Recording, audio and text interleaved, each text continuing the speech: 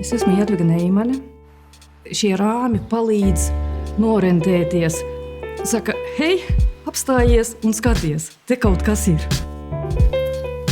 Staigājot pa labirintu, var koncentrēties uz sevi. Tunduru pļavās vienmēr var ieraudzīt savaļzirgus, bet, ja jums būs pacietība, jūs varbūt pat vilku varat te ieraudzīt. Kaņiera ezers ir paradīze makšķerniekiem, putniem, putnu vērotājiem. Tukums ir sadraudzības pilsēta ar manu dzimto Plungju. Te ir savs šārms un sava īpašība.